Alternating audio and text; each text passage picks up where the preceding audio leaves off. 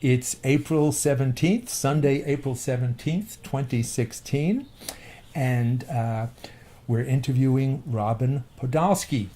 And I, Mark Simon, will be doing the interview for the Silver Lake History Collective, and with me on camera is Marco Larson, and Rich, your last name, Rich? Golden. Rich Golden is here as well. And we're going to be speaking with and getting to know Robin Podolsky. Podolsky, who is her own, by her own description, is working class by birth, a scholar by influence, a street activist, ordained rabbi, teacher, and queer. Hi, Robin. Hi, Mark.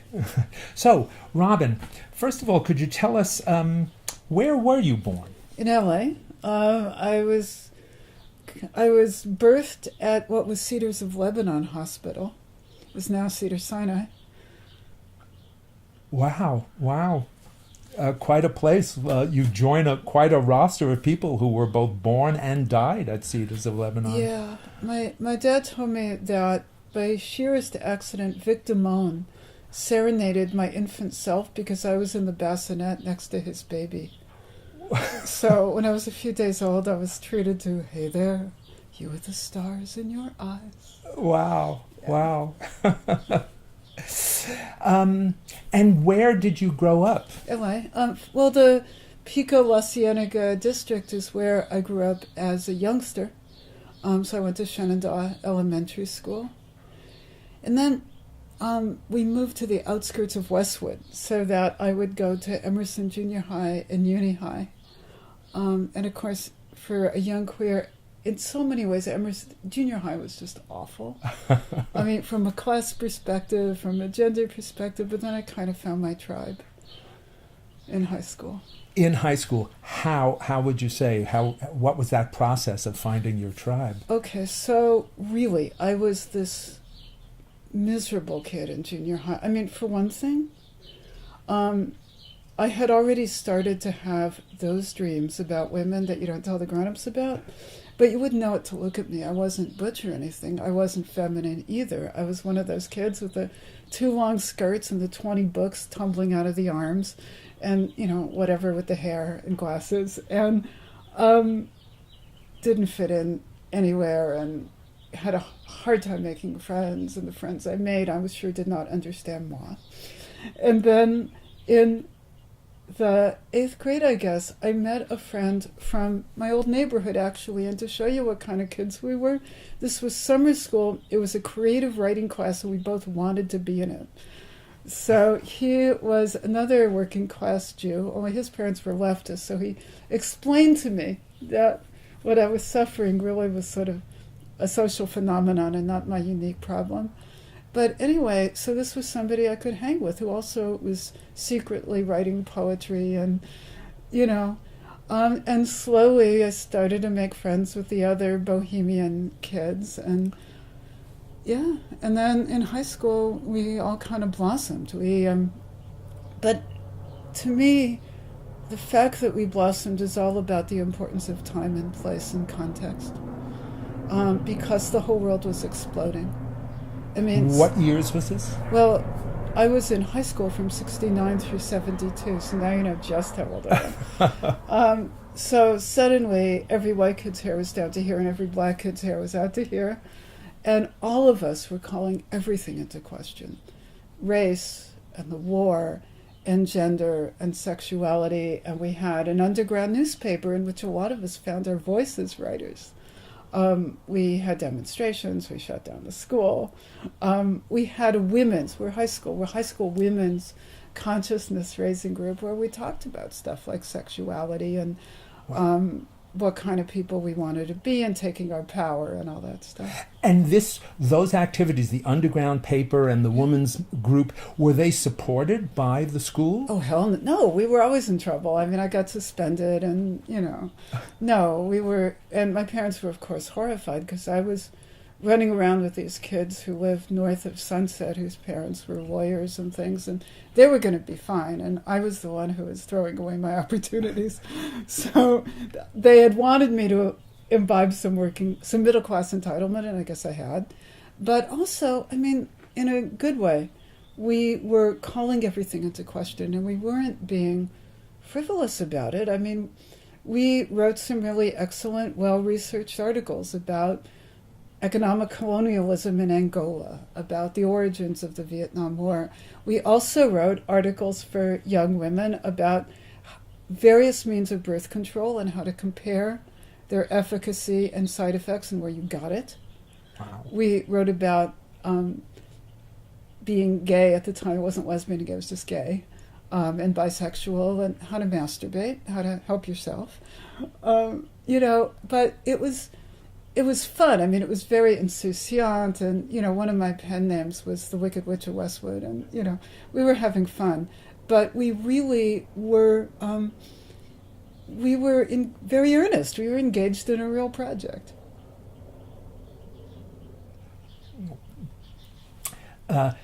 Continue about your education. Where did you go after high school, or? After high school, I moved to Venice. That was the first move in those days, where if you were that kind of person, and of course, shared a house with like 4 other people, and discovered the Boardwalk Queers, which was an interest, including some people from with whom I graduated from my. No. Well, I mean, so it was this amazing collection of. At this time, we're moving into the glam years, so we've got these like David Bowie looking, these beautiful ethereal sylph-like boys, and these amazing dykes. One of whom was the mother of one of the sylphs, and our den mother was Dolores Deluxe, who has just exploded on the internet. Writing the biography of a self-identified bisexual fag hag queer. Den mother means she was in her 20s, we were in our teens. And, we were just sort of figuring out how to be in this world. And that was Venice, huh? That was indeed Venice. That's when you could afford to live there. Yeah. What would rents be like in Venice? Do you recall, like, offhand? Yeah, like when I moved out on my own, I got a nice little single apartment for $90 a month. Yeah, it was really sweet. It was like you could walk to the beach. And so, how were you supporting yourself at that point? Let's see. Well, various things. I'm working in a laundry, stuffing circuit boards. I learned how to be a circuit board assembly person and how to solder and stuff like that. And writing, did you begin writing at that point? I took some. Well, you were already writing for the newspaper. I was writing. I was kind of not doing as much of it maybe as I could have been doing. I was more being an activist. I was more being an activist and studying and kind of learning what it is to just sort of be on the world on your own, making your own way.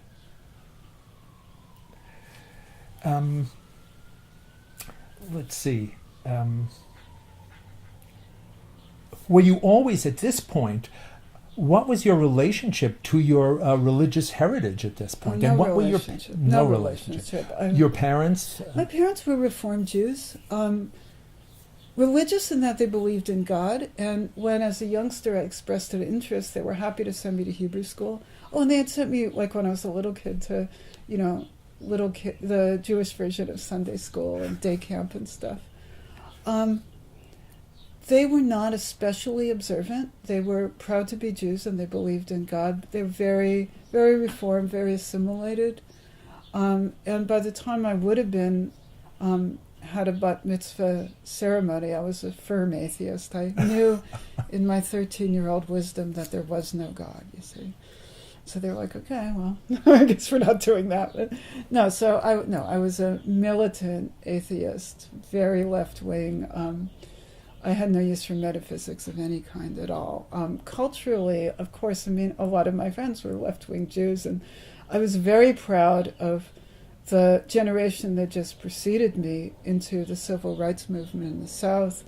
My role models were people like Abby Hoffman, who was culturally Jewish and very sort of, he had media presence and was sexy in this very Jewish way.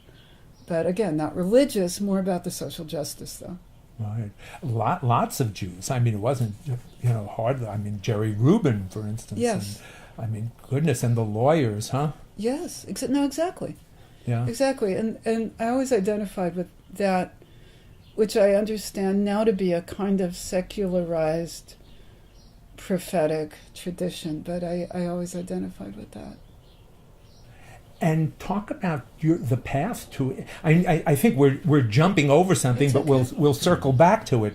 So, at this point now, how did you ultimately evolve into a rabbi? So, jumping ahead to the late 70s, really like 79, there was this horrible initiative put on the ballot called the Briggs Initiative, sponsored by, I guess, a state senator named Briggs, which would have made it illegal for any school in the California public system to hire someone who was quote-unquote openly homosexual. So the community organized, and I was in one of the grassroots organizations, and we did really excellent work. I mean, and again, just nuts and bolts community organizing, doing door-to-door, doing phone banking, doing fundraising. We raised enough to get an ad in the LA Times. And so I really discovered this group of lesbian feminist women who I knew because I had been lovers with somebody who was much more connected to them. And after we won, we defeated the Briggs Initiative. Then there was the question of, well, what now? And one of the things that had come up in the course of the work was this awareness within the lesbian community that we had work to do on our own divisions around things like race and class. And there were really, coming out of that old consciousness raising tradition, workshops within the lesbian feminist world on what we call dealing with our racism, like unlearning racism. And the lesbians of color who were taking leadership of this said very clearly it wasn't their job to help white women with their problem, which is white racism. They don't know what it is to be a white racist. So we needed to take responsibility. So I wound up in a wonderful group called White Women Against Racism, WAR. Our sister group was Lesbians of Color, and both of them were LA-based. And for years we met once a week to unlearn racism. And we are getting to Judaism. Give me a minute. Yeah. And so how many women participated, like at an average at an meeting? average meeting, about 10. Uh-huh. And it would go from 6 through 15, depending on the week. Uh-huh. But it met for years. Uh-huh. And people came in and out, and I wasn't one of the founders of it, but I stayed. And so some of our work was experiential. I would do things like go around and say, what's the first thing an adult ever told you about skin color? A memory I have that I thought was signature of the kind of thing people were excavating was a friend shared that she and her dad were at a Dairy Queen, and he was holding her hand, and a black man walked past them, and he just pulled her a little closer. And it was unspoken, but she learned a lesson. So we did that sort of work, all of us. We didn't know it was deconstruction, but we were deconstructing. But then we also studied the history of the color line in the United States and that. So almost everyone in the group was part of a spiritual tradition. There was an Metropolitan Community Church's minister, whom I respect to the sky, Nancy Wilson. It was just amazing. And a couple of her friends from the church, and there were witches, there were Wiccan, neo-pagan women, and a Rajneeshi, a follower of spiritual master from India. And the feedback that I was getting from all these women and the women of color was, look, you've got a great head for political analysis, and you've got a lot to teach about history, but if you're not willing to deal with your feelings, we can't trust you.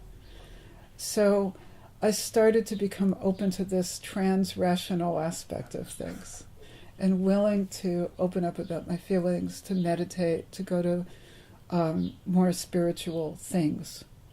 Meanwhile, there was a lesbian feminist Seder that was founded. That the Seder we're about to have one now in this part of the year. It's a ritual retelling of how the Jews were freed from slavery in Egypt.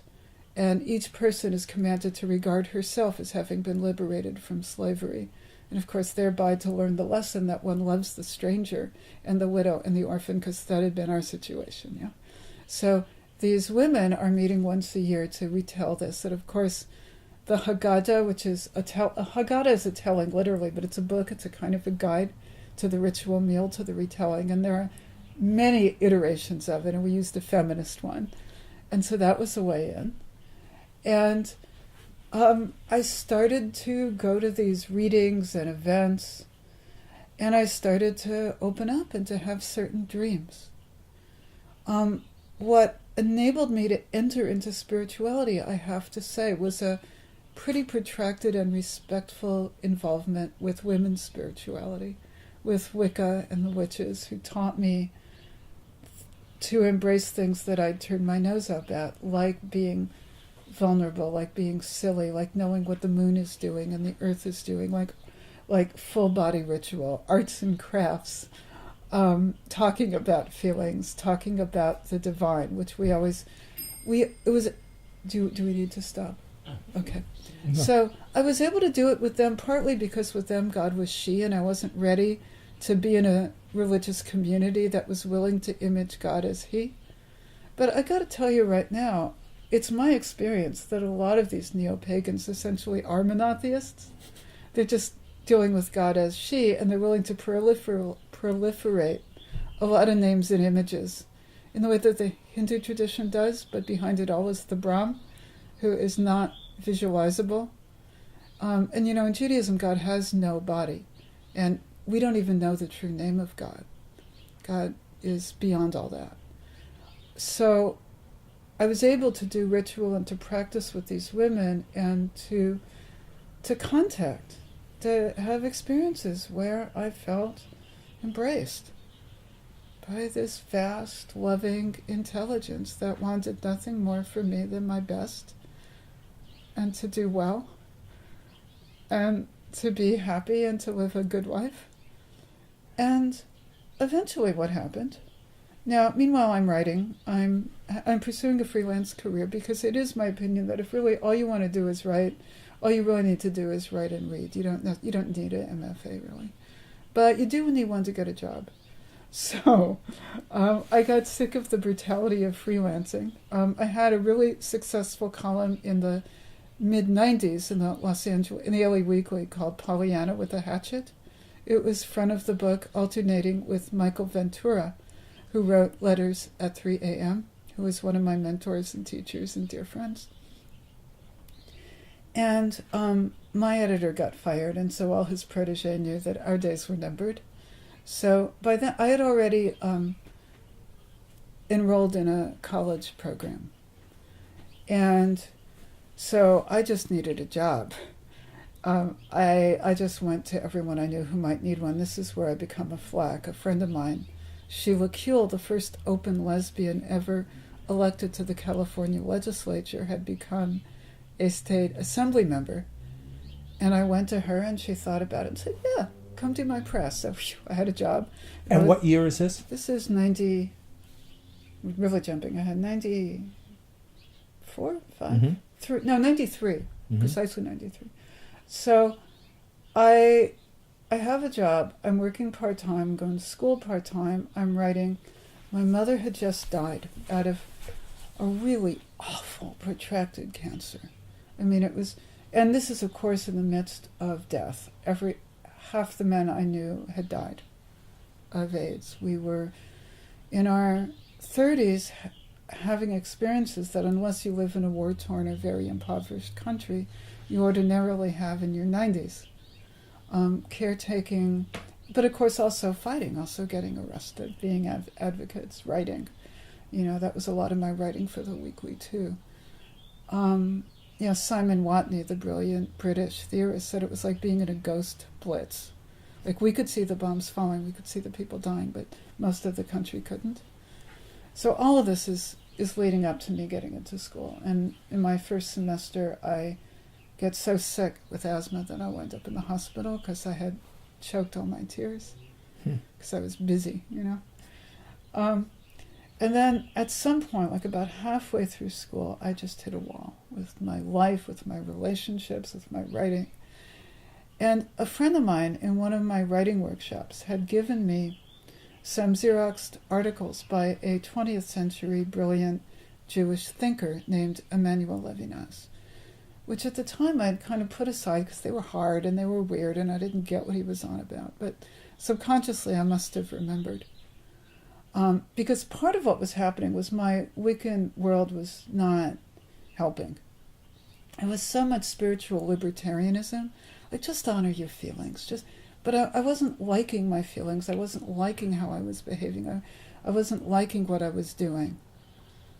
And Judaism honors each of us with obligation.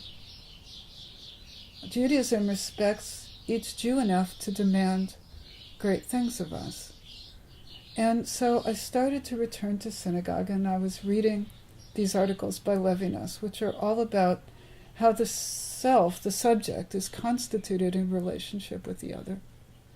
So I started to go to synagogue, which was Kol Ami, a synagogue founded by Rabbi Denise Eger, an open lesbian who is now the president of the Central Conference of American Rabbis, the international, it's the American Organization of Reform Rabbis, which is the largest denomination in the country, and she is now an international leader, an open lesbian. She was... Was that a struggle? Talk a little bit about how did that happen? Well, it took years. I mean, it took years for the reform movement to ordain openly gay people. But although she was ordained pretty early, she was ordained like in the late 70s, I guess. And then more years to bless lesbian and gay unions, and then more years to acknowledge them as marriages. Now, just recently, the CCAR has done a great thing. They've issued a responsa, that is a rabbinic statement, of full support for transgender people and calling on, not requesting, calling on Reform synagogues to become trans-friendly spaces, which means concrete stuff like bathrooms that are safe, but also it affects how you're going to educate the congregation. It means that when you do B'nai Mitzvah ceremonies, that's a bar mitzvah, son of commandments, bat mitzvah, daughter of commandments, that you give people options. And, there's already been bar mitzvah ceremonies of Jews who began their lives assigned female gender, who are now son of commandments. And then there are people for whom that's an inadequate menu. So we're going back to the Talmud, our ancient, really the Talmud is the document, it's like our Constitution. It's a series of interpretations, legal rulings, stories, ethical precepts written by the rabbis, beginning with the Mishnah, which was written down. It's much older, but it was redacted in about the 2nd century, and then the Gemara is commentary on that, which lasts through about the 7th century, and is the basis for Jewish law today, and also Jewish ethics and Jewish ways of understanding our Torah, the Hebrew Bible, and also the Torah, the 5 books of Moses. So if you go to the ancient book, there are about 6 genders that the rabbis acknowledge simply by looking in the world as it is. So this answers your question about, well, so how does a queer person find their way back to Judaism? Well, for one thing, discovering that we, Jews, don't read the Bible literally or linearly. For example, first thing we learn about the human is we were created in the image of God, Zachar v'Nechava, male and female. Now, if you look at a Torah scroll, there's no punctuation. So it's very often punctuated, God created the human in the image of God. Male and female, God created them. But you can just as easily read, God created the human in the image of God, comma, male and female, period. Yes? And so the rabbis looked at this, and they looked at the Adam and Eve story, and there's a rabbinic tradition that when the Adam, the first human, made of the earth, the Adamah, was split into 2 people, what was taken was not a bone, but a face, like you're talking about an androgynous. Becomes man. One side becomes man, one side becomes woman. So, and the rabbis acknowledge 6 genders: Zachar, male, Nekeva, female, androgynous, which is a Greek loanword; the Tumtum, which is we would today call intersex, the person of indeterminate gender, The Eilanid, the person assigned female gender at birth, who increasingly appears to have some masculine characteristics. Those are my favorite. And then there's the Saris, the feminine male, who is sometimes translated as eunuch, but not always. So the rabbis did not, it's not as though you're going to find an extended exegesis about this, although in the Mishnah you are going to find some writing about the androgynous. Now understand, you're still talking about a patriarchal society in which men have certain rights and responsibilities and women have different rights and responsibilities. But the rabbis used the brains God gave them, and they looked at the world and they said, well, there's more than that. And the reason they were naming these folks was not to exclude, but to include. Well, all right, so then Hashem seems to have created other sorts of folks, and they say that they're creatures created in themselves, not inadequate men or women. They are who they are. So we need to figure out how they fit into the system. So they're like men in some ways, they're like women in other ways, they're like neither in some ways. And so, again, you're not going to find, like, there's no track date tumtum in the Talmud, but they're scattered throughout it. If there are situations in which the rabbis are talking about, well, under certain circumstances, the men have certain duties, the women have certain duties. Well, what about the tumtumim? What about the androgynous? Where do they fit?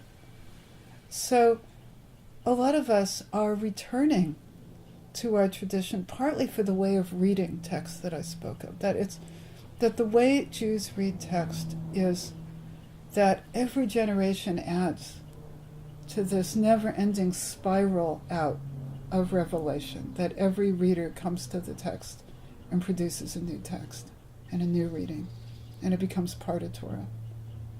And also that even though the rabbis love their binaries, they couldn't help but come up with tertiary and fourth categories and fifth, because they also really wanted to deal with the world as it is in order to do justice. Mm. I was telling you about a wonderful school that exists now in the United States called Sfara, which is, and their tagline is a traditional queer yeshiva. Wow. Founded by Rabbi B'nai Lappi, who is an extraordinary Talmudist, who teaches this sort of thing, and teaches teenagers, adults. She's doing a queer Talmud camp on the West Coast this summer that I hope to get to. And basically, she's helping Jews like us reclaim our genuine heritage and become part of it and add to it and build on it. And is she based, where is she based? Chicago. She's based in Chicago. Well, I mentioned just before that let's go back to Silver Lake. This is the Silver Lake History Collective. Indeed. And you've got a lot of Silver Lake history that we haven't talked about. You live there now. I do. I have a rent-controlled apartment. I'm going to be one of these old Jewish women who's clinging to her rent-controlled apartment with claws. Let's hope so. You've lived there for how long? Man, at least 15. I'm not great with dates and stuff, but at least 15 years. Right, but you worked at a different light bookstore. I did work at the Mothership, the Mother Store, a different light in Silver Lake. Right, and where did you live then? I lived on a different part of Maltman. It seems to me and Maltman just seem to get along. But in Silver Lake then? Wow. Yeah. And what about Silver Lake? Did you move there just because of the work initially? No, I moved there because of community. I mean, as you know, you've talked about the Sons of Junction Neighborhood Alliance, right? I mean, the community organizing goes all the way back to the 70s, when it was not such a hot part of town. And the three populations, if you count the overlap. There was working class Chicanos, there were gay people of all backgrounds moving in, and there was a Latino queer contingent, and unfortunately some of the children of working class Chicanos wound up in the gang life. So there were tensions, there were all sorts of tensions between gangs, between people who established and frequented gay bars in the gangs, and at this critical juncture, community organizers from the Chicano community, the queer gay community, and the Chicano gay community got together and formed the Sunset Junction Neighborhood Alliance. And they did things like have workshops and after-school programs for the kids so they'd have something constructive to do with themselves.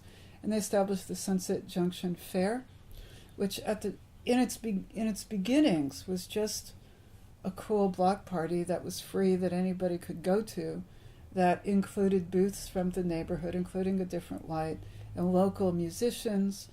And the tradition was that the 5 gangs whose territory sort of abutted each other in the neighborhood would declare a truce and do security, along with the gay men who did security, usually for gay marches. So it was already a fascinating place to be.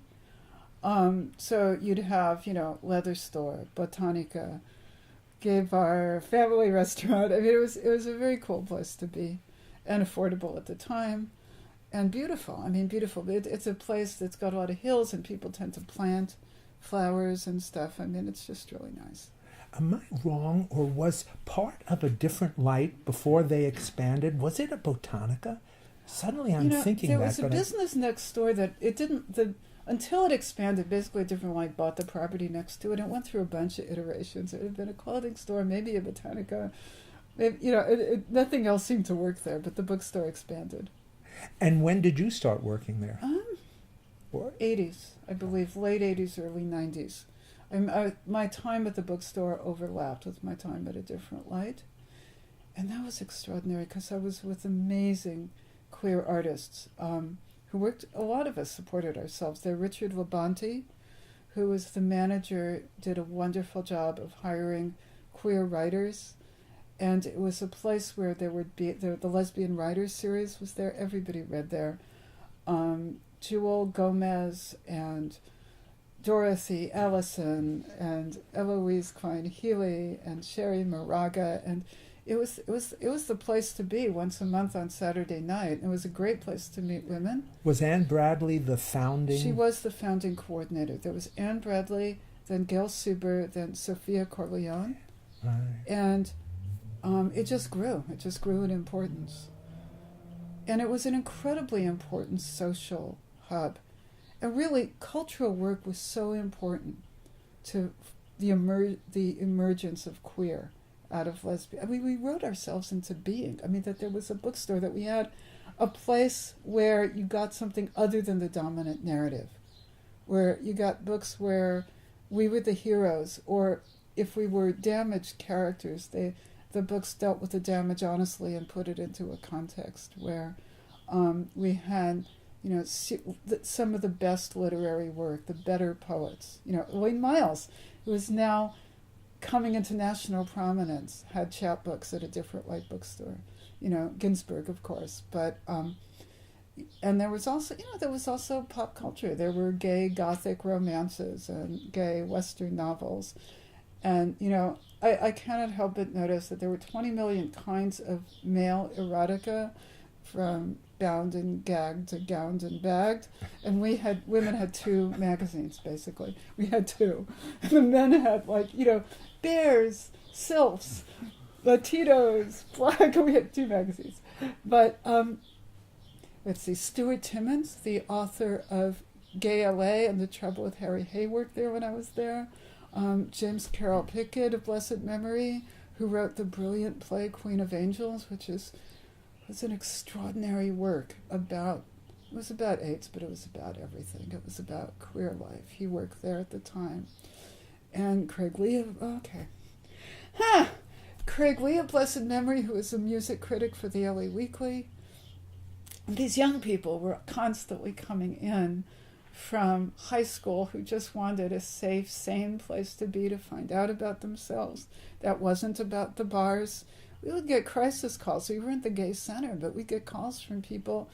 I got a call from a guy who was a Coast Guardsman on a ship who just needed somebody to talk to. It was also cool if you work at a gay bookstore where you went to high school, you found out this one very nice woman who I'm still sort of friendly with, who's also in the neighborhood. It was like, "Oh man, you were quiet." She was a lesbian. She came in. I mean, you know, and you know, you got to meet all these amazing people. You know, like Ginsburg and Dorothy Allison, and you know, Jill Jordan, and you know, Angela Davis, and you know, it was amazing. It was an extraordinary place to be. But really, there is no overestimating the importance of queers telling our own stories, queer bookstores, queer presses, queer record labels, theater, Celebration Theater. That was in Silver Lake for a time. You know, Marco was kind enough to scan a play that 5 of us co-authored called Pursuit of Happiness, which was a kind of docudrama. I mean, it could have been written for TV. We had like 6 sort of signature characters sort of representing aspects of the gay experience who went through a couple of decades of changes in the neighborhood as, you know, the movement evolved from gay to lesbian and gay to LGBT to queer. And, you know, it was great. It was a hit. We had like 2 sold-out runs. People really were so hungry to see representations of us by us that really dealt with the complexity, that were not like shallow positive imagery, and also were not demonizations, that just, you know, dealt with queer lives in all their complexity and messiness and beauty. And more about Silver Lake. Any other recollections? Well, yeah. I mean, I again, you know, from this era. I mean, it was so cool that you could go to the sort of the plaza, where Intelligentsia Coffee now was kind of queer territory. The ACT UP LA had its offices upstairs for a while. There's a little coffee shop where you could just go and you'd find friends. Somebody would be there who you know. The Sunset Pet Clinic, excuse me, run by these... Some water. Yeah. So the Sunset Pet Clinic, run by these 2 delightful leather daddies, Dr. Dan and Roy, his lover/assistant, where I could take my beloved cat and they would take care of her. You know, Roy with his Missouri speech, right? The cat would be like, he'd be like, "Oh, now, old woman, you just relax." And then you'd go next door, and there would be the coffee shop where you would find all your friends, and you'd go next door to this gallery/botanica run by this curandera, who was one of us. The curandera was one of us. And again, it was this neighborhood where you know, you could call up a friend and go do something, but you sort of didn't have to. You just walk onto Sunset Boulevard and you see half of everyone you know. There was a lot of street life, you know, contrary to the myth of Los Angeles as a place where no one walks. You know, I mean, it was just friendly. It was nice. It was a genuine. It remains actually a genuine neighborhood. I mean, you could go to Millie's coffee shop and they would know your usual. Yeah. At that coffee shop you were speaking of, I have vivid memories of it. You know, with the pet clinic underneath being alive, right? I mean, you know, there it was. But you could go to that coffee shop and get your usual. And again, there were poetry readings in the courtyard. Always so much cultural work and music, and there was so. And during the ACT UP Queer Nation years, the people you made art with were the people you got arrested with, were the people you did ritual with. There was such a community that united the art that we made with the lives we were living and our activism and our deep spiritual values. Right. And today, now you're in Silver Lake now. I am. I'm a rabbi, and the community that I serve is a couple of neighborhoods over. I work part-time at a synagogue in Highland Park.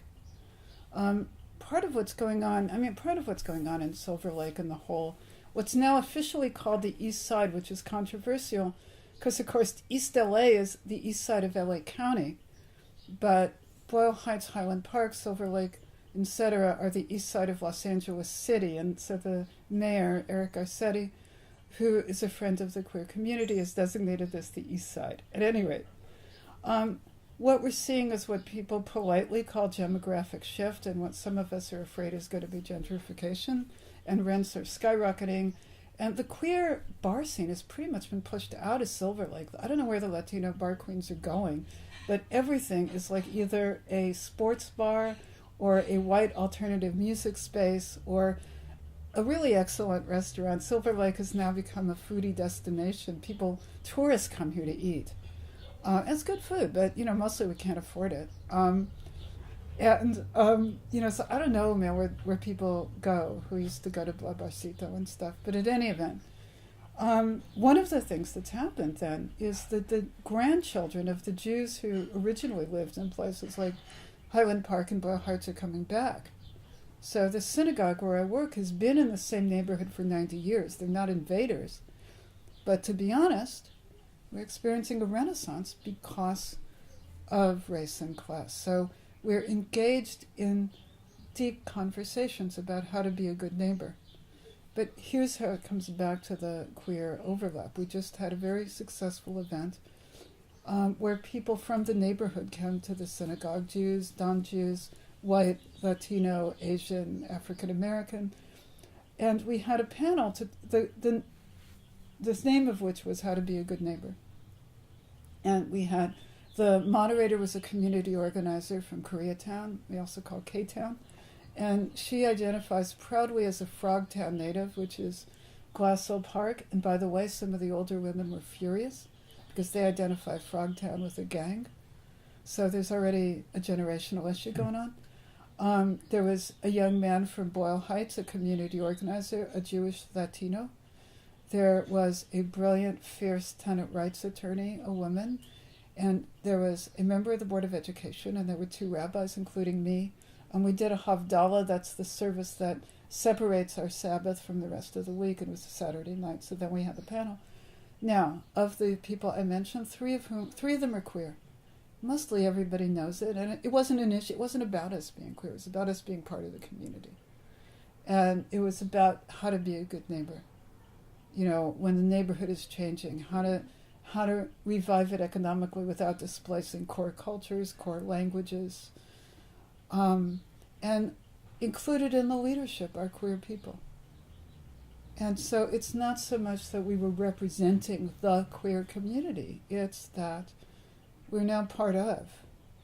And the issue on the table had much more to do with race and class.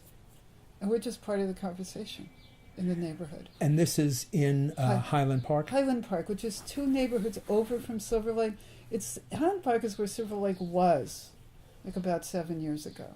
And so the question is, now what are we going to do? Because right now Silver Lake, in my opinion, is pretty gentrified.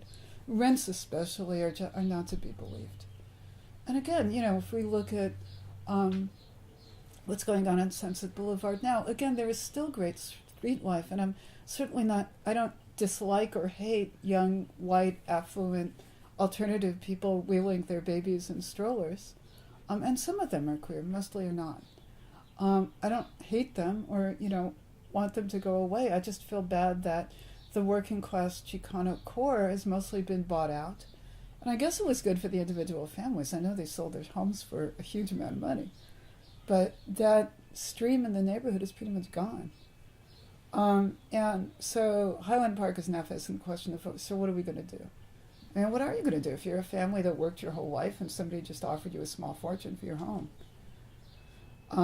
But then they're going to tear it down and they're going to make lofts and things, or they're going to take a unit that housed 4 families and make a very nice 1-family dwelling out of it. So, the Silver Lake held on for a long time. The Sunset Junction Neighborhood Alliance helped. Eventually, though, it just succumbed. And again, it's hard to know how to feel about it. I mean, I don't feel good about the fact that Los Angeles has a huge housing problem. And one of the things that Steve Zimmer, the Board of Education member, said at our forum is we have to decide what kind of city we want to be.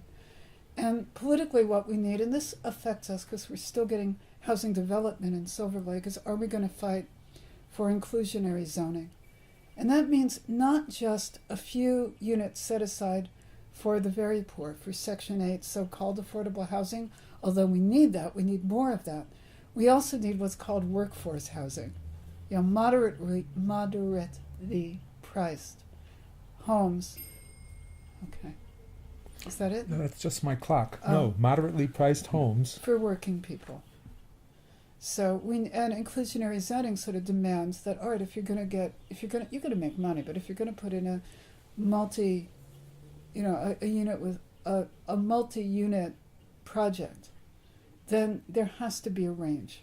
It can't just be for the very wealthy, and you're not going to satisfy us by putting like 3% of your units aside for the very poor. It also has to be accessible to middle class people. And we have to fight for that politically, I think. Yes, I've been part of that battle myself. Currently. You certainly have. But talk a little bit about your time with Sheila Kuehl. Mm-hmm.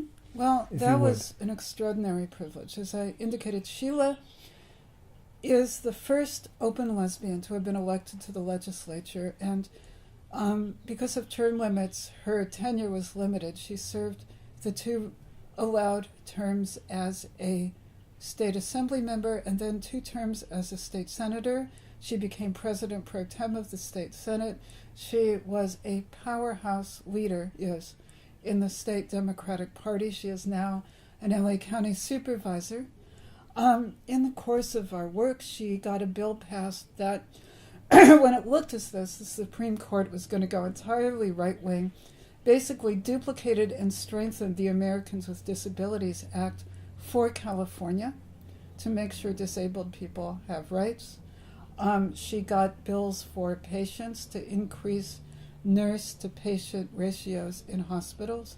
She got both sexual orientation and gender expression added to the Unruh Civil Rights Act so that in California, no matter what happens nationally, LGBT people, including the B and the T, are protected. Our civil rights from housing to employment to public accommodations are protected in the state.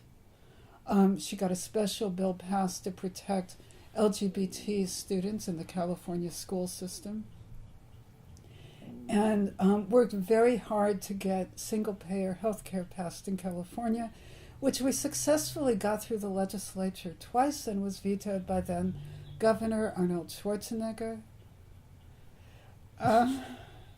And basically was a policy leader in environment, in healthcare, in LGBT civil rights and all civil rights, and really put LGBT people on the map legislatively and really emerged as a figure. And I got to be one of the people who helped shape her message.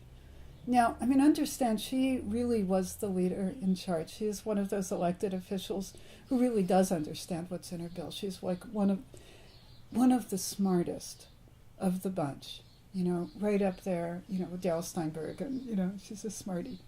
And she was the layer on staff. If she had had the time, she could have written the bill. She could have done my job. She could have written all her own speeches and all her own articles, and I bet she didn't have time. But, so it was my job to do communications, to help craft talking points, and to go out into the community. So I had the opportunity to talk to chambers of commerce, trade unions, high school students, seniors, active service members. There's a naval base at Point Mugu that was part of her district. Democratic Party members, Republicans, everybody. And, talk about why the bills that we were sponsoring would improve their lives. So I had the opportunity to meet all kinds of people and learn to take them as I found them and hear them and respect their point of view and assume that it was my job to explain why what I was saying was reasonable, not their job to agree with me. So I learned a lot about how to be a person that I think actually informs my rabbinate today, how to treat each person I meet as an instantiation of the image of God and how to respect them. And, to believe what I believe and to represent that with dignity and also with respect for the other.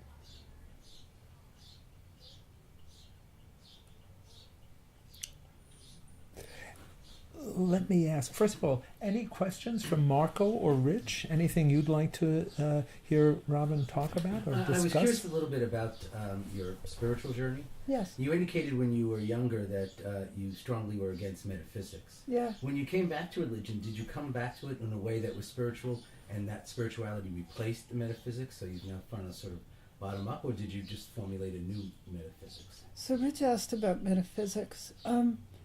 I came back through women's spirituality, through experiential stuff, through chanting and writing and dancing and dreaming.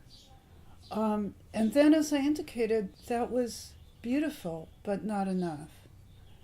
And I returned to Judaism because of the social justice imperatives and also the imperatives about how to behave with other people. And I sort of threaded that through and realized that's based on a metaphysics. It's based on the fact that at some point we believe that the human and the divine came into contact. And out of that comes this notion, the impossible command to love one's neighbor as oneself. You can see I'm very influenced by Levinas. The idea about metaphysics is that there's the world. I mean, the world is still the world. The world is entirely susceptible to our understanding. Science is science.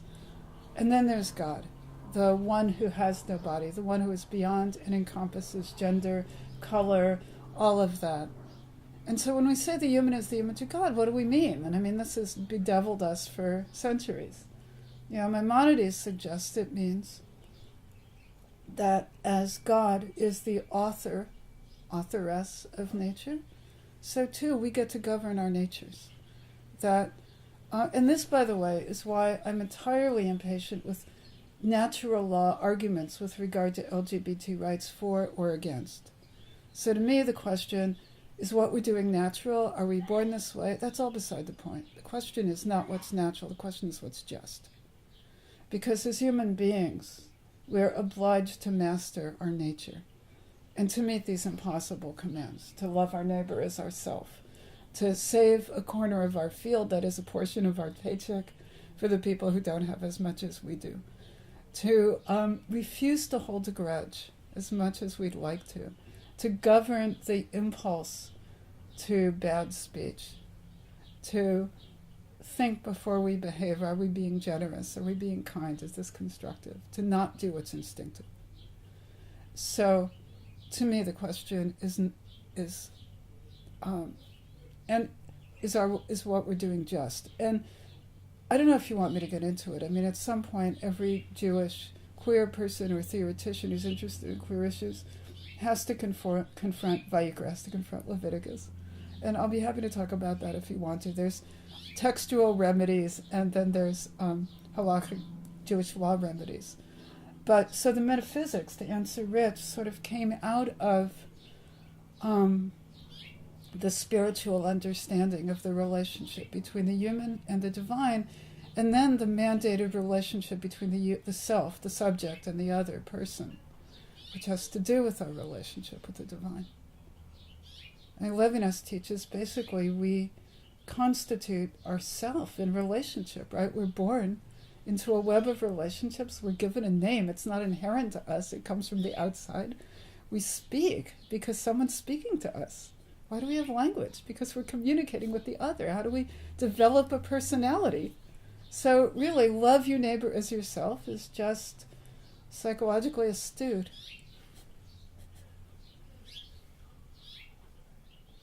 Yeah. Thanks. No, Sure. that's a question. Well, is there anything you'd like to any areas you'd like to cover that you feel we haven't covered? Silver Lake. Well,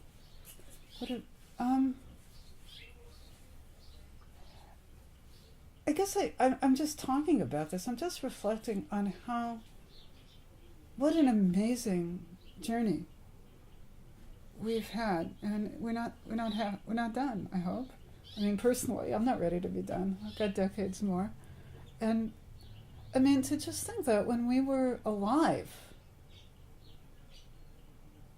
homosexual sex was illegal in places. In this Well, we haven't talked about the Black Cat, have we? Although I guess you're going to talk about that. What would you like? What about the Black A Cat? year before Stonewall. I mean, the Stonewall Uprising of 1969 is considered the birth of the gay liberation movement because it was a militant response to the police raids, which had been ubiquitous and we were meant to just take it. That's the way the world is. The periodic where the police are going to go through gay bars and beat the crap out of people, maybe kill somebody, and take people to the police station where they'd be humiliated and stripped and beaten again. And this was routinely done in Los Angeles. This was routinely done. And a year before Stonewall, in 1968, there was a very bad raid on the Black Cat, which is now the Black Cat restaurant again. A very nice, foofy restaurant. Not a gay person in sight in that restaurant. Well, no, but they've been nice enough to keep the historical plaque, which Wesley Joe, my next-door neighbor, a community activist, was able to get put up because it's been designated as an historic site. And what they have on their wall are photos of the original demonstration where you have important people like Morris Kite, then an anti-war activist who would become the grand old man of Los Angeles' gay movement, along with Harry Hay, and of course they couldn't bear one another. And then Tak Yamamoto, who stands for a whole other aspect of Los Angeles history, because Tak, as a child, had the experience of being taken from his home with his family and put into a concentration camp during World War II because they were Japanese American.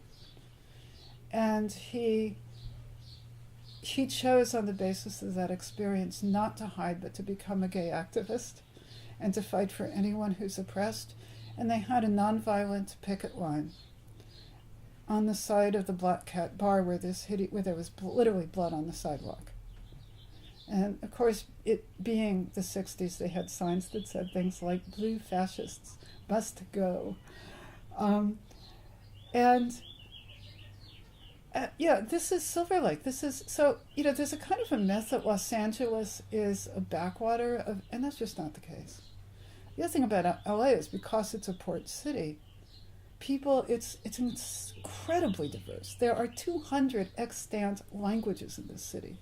So you have Tak Yamamoto. During the AIDS years, you had the Black Men's Health Forum. You had Unity Fellowship Church, led by the Reverend Carl Bean, a proud gay black man. You had Latinos Unidos. You had several gay, lesbian, Asian organizations. You had Queer Nation. You had Lesbian. Of which you were quite a member, right? No, of Queer Nation. Queer Nation, but you also had Queer and Asian. Oh, Queer and Asian. Yes. But didn't you work with Queer Nation? Nation? I did work with Queer. Queer Nation didn't have members. Queer Nation just, if you showed up and did an action, you were a Queer National. So I was a Queer National for a night.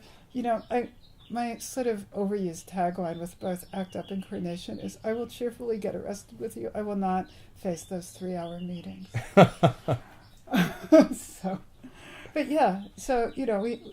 So always the movement has been diverse and not just in a kumbaya kind of way, reflect, as I indicated with lesbians of color and white women against racism, been a movement that has really tackled issues of racism within the lesbian and gay community. During the AIDS years, we had Colors United, which I was a member of, along with Joel B. Tan, and Phil Wilson actually organized us to do, I believe, one of the first nonviolent rallies in Simi Valley after the Rodney King decision. We went to Simi Valley.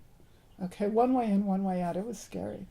But that rally was organized by queers. By the time you get to the 6 o'clock news, that fact has disappeared from the discourse, but it's the case nevertheless. Phil Wilson was a very important black gay organizer in LA. He was lovers with Chris Brownlee, who along with Michael Weinstein helped to found what was the AIDS Hospice Foundation, now the AIDS Healthcare Foundation, also began in Silver Lake. Now a multi-billion-dollar AIDS care international concern. Now Silver Lake has been an alchemical bubbling stew of queer life for a very long time. Okay, now I don't remember. Pete Wilson vetoed AB 101 Pete Wilson, or another governor, Republican governor, not good for the queers or really the people of California, in my opinion, vetoed a very modest civil rights bill called AB 101, which would have guaranteed us some housing rights. And, was it 1999 or 2000? It was around there. I think it was earlier. It was earlier? It could have been. I think. Okay, so you guys need to look it up. You might as well know about me. Me, time and place, not so much. Anyway, it was the mid or late 90s. No, because I was still at the Weekly, so it would have been the mid 90s. And it was before the Rodney King thing. It was just before Rodney King, I do believe, because we marched after that. Mm-hmm. Okay, so Pete Wilson's vetoes this bill. And there's demonstrations in San Francisco, and of course, they immediately, they get down to overturning cop cars and setting them on fire, because that's what they know how to do, and they do it well. So we had the traditional gathering place is a corner in West Hollywood, San Vicente and Santa Monica.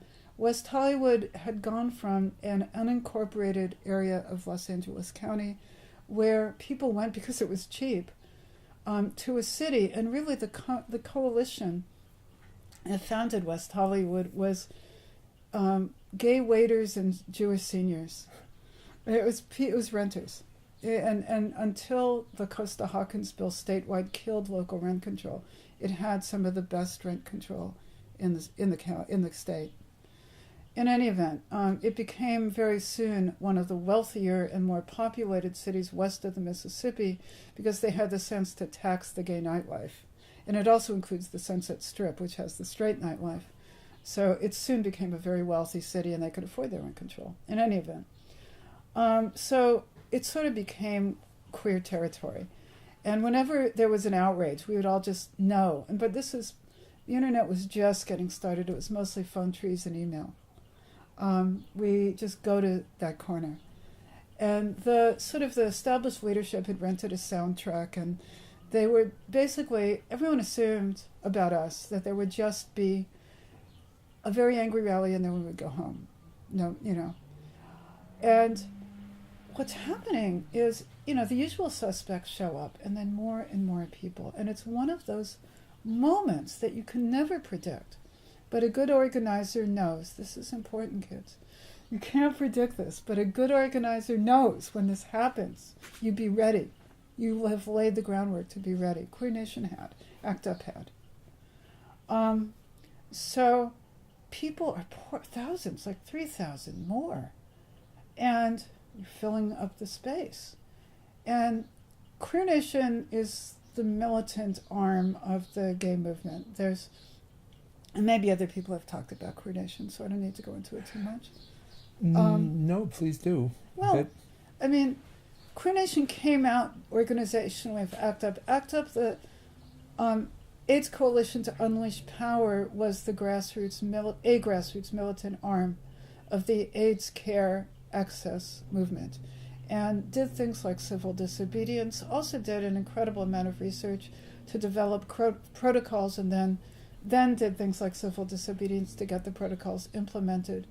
Also did a lot of sex-positive prevention education to counter the self-hate that people believed was driving infection rates. Because, first of all, if you're going to, at the time, one of the few things you could do to protect yourself if you were a male was use a condom, or if you had a penis, was to use a condom. And to use a condom means you have to acknowledge you're about to have sex, and you have to care enough about your own life to protect yourself, and you have to have enough care for your partner to protect yourself. And you have to have enough care to demand that anyone who is penetrating you uses a condom. And you need to be able to talk dirty in a way that doesn't kill the mood that gets the condom on the penis before it gets into the body. So everybody needs to know what he's doing or she is doing. Yes? So there was a lot of sex-positive education and a real discursive counter to the dominant culture's narrative, which is gay men are bad and promiscuous, and that's why there's AIDS, and the body is bad. So there was a lot of reclamation of the body as a site of struggle. Queer Nation comes out of that. Queer Nation sort of generally is about queer visibility and militancy. So, the governor vetoes this little bill. And there are various speakers, there's, I know there are other queer electeds. I don't know if Sheila spoke that night or not, I can't recall. She was probably in Sacramento at the time. Yeah, I don't think she did. Yeah, no, she would have been in Sacto. Anyway, the representatives from the Gay and Lesbian Community Center, from GLAAD, which was the Gay Media Defense Intervention Organization, kind of like, the Anti-Defamation Organization, very much like the ADL. So Corey Roberts Owley, of blessed memory, a queer, national, and brilliant visual artist, a Latino who lived in Silver Lake, was invited to get up and speak. And all he said is, I just got one thing to say. All the queer nationals move to the back of the crowd now. And we do, and we turn around, and we notice, sort of escaped our notice, because we've been facing the stage, that there is a phalanx of cops whose faces we can't see because they're in mirror helmets, they're in riot gear. And like ghosts, talk about spirituality, we just came into our power, and nonviolently we moved through them. We just kept moving onto the street. And thousands, and they couldn't stop us.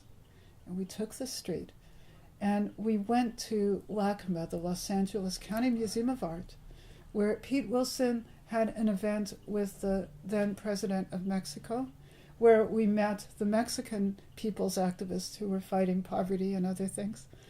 And there are thousands of us. And by now they've got it's dawned on them what's happening. And again, there was people say we have no leaders, and usually, people emerge as leaders. Corey was a leader. But really, we just started taking care of one another. We started taking care of sending people ahead to block traffic, nonviolently with their hands so that the group could pass. And then occasionally blocking us so that, old people and other people who needed help could pass. It was the genius of the crowd. We weren't a mob. We were people together. And we got ourselves to the museum, and there's this sort of median, a grassy traffic median in front of the museum. Thousands of us. And the cops come with the horses, and we sit down. And that changed everything. And for 2 solid weeks, without a permit, you have queer people and our allies taking the streets of Los Angeles, where they say we can't do anything like that. And the Valley. Well, that's it. We started out by regrouping in this West Hollywood location. Somebody else puts out a flyer, says, this is too white. Tomorrow we're going to Silver Lake.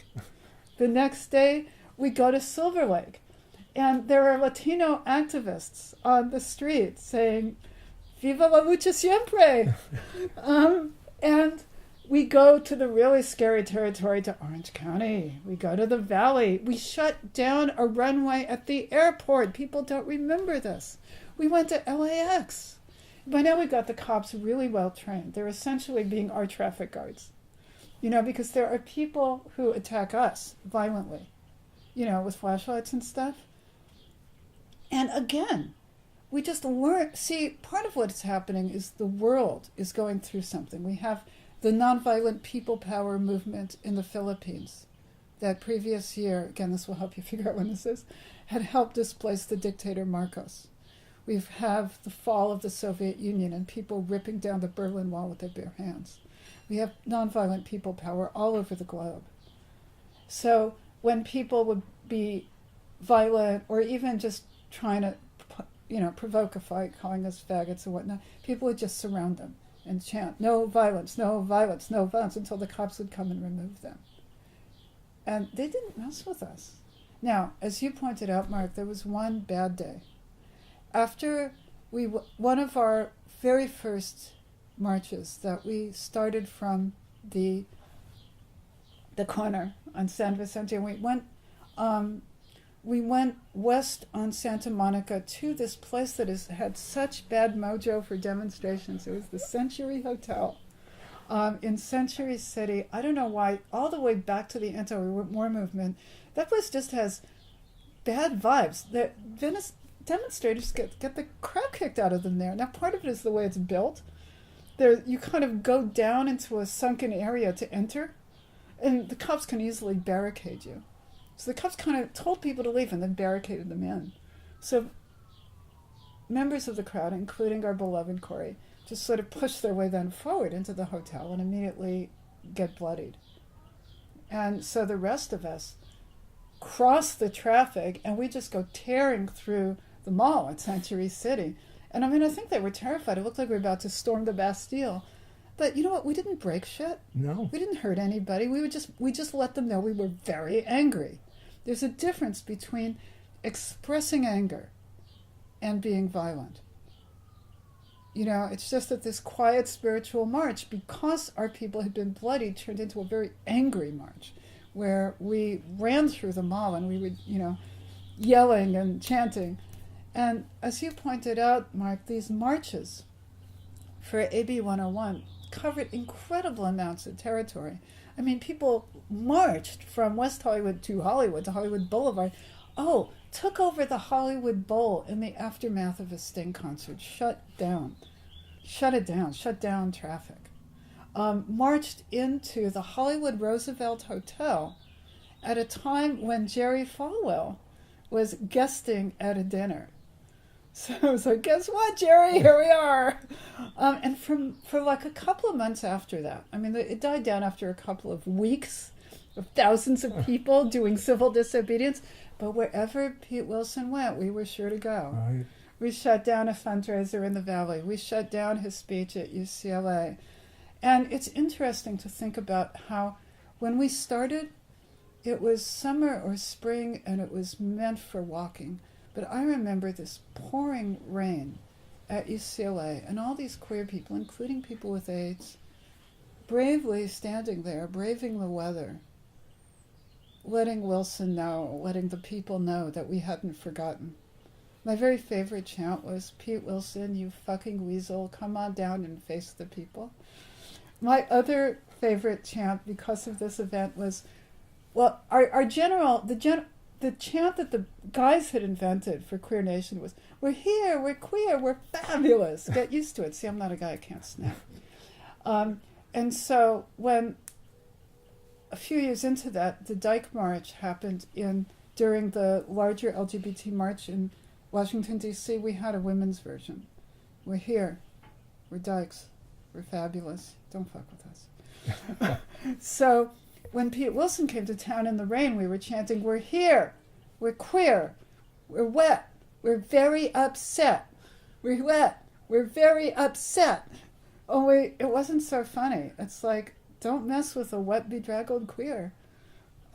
So really, what was amazing to me about that, and I think it's significant with regard to this general historical narrative that you're putting together, is that the younger people who joined those marches were neither the hardened militants of ACT UP and Queer Nation, nor the insider reformers like the David Mixners, the people who were raising money for Bill Clinton and stuff.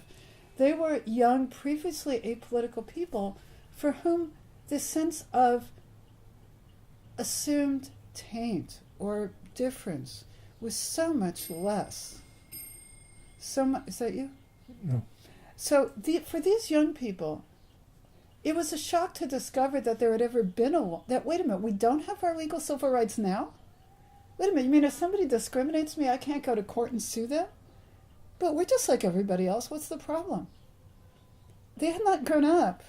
You know, what our generation had succeeded at doing is creating a younger generation for whom, yeah, we're gay, whatever. And so they were not as furious as the rest of us, as some of us, nor as timid and responsible as others. They were cheerfully militant. They were nonviolent by nature. They were nice. They were like, of course we're going to take our space. There was such and out of this generation comes the movements for full civil rights, employment, housing, etc., and the more mainstream demands for fighting Don't Ask, Don't Tell, inclusion in the armed forces, which some of us old lefties had very mixed feelings about, and also for marriage equality. Because these young people, they're like, what? You fall in love, you get married. What's the deal? Why shouldn't we, like everybody else? Robin, I could listen to you for hours. Actually, it's a wonderful, You don't have wonderful and hours. significant recounting of an important history that doesn't get recounted with such vibrancy, I think. But let's wrap it up now. Is there any way you'd like to wrap this up? What would you say to sort of put a ribbon, a pink ribbon on all of this? I just feel so grateful for community. I mean, my life would have been nothing like it is if I had not found queer community early on, as a little baby dyke and through my life. And as a rabbi, I feel as though now, most of the people I serve don't happen to be queer. It's just no thing. It's just not a big deal. I mean, I'm a Jew. And so I have Jewish community. I have queer community. I've got the anti-racist community that's ethnically, racially diverse. I've got feminist community. And really, it's true. The being in relationship to the other does shape the subject, does allow the subject to flower. And out of the honor of obligation to the other person comes our glory and the kind of happiness that we can get honorably. Always troubled by the knowledge that there's more to do, and we've never done enough. We have a saying, you're not obliged to finish the task, neither are you allowed to put it aside. I just feel so lucky for the relationships in my life, and I feel like because of my friendships and relationships and political and cultural communities, I'm a very lucky woman. Thank you, Robin. Thank you, Robin. We're lucky to have you with us. Thank you.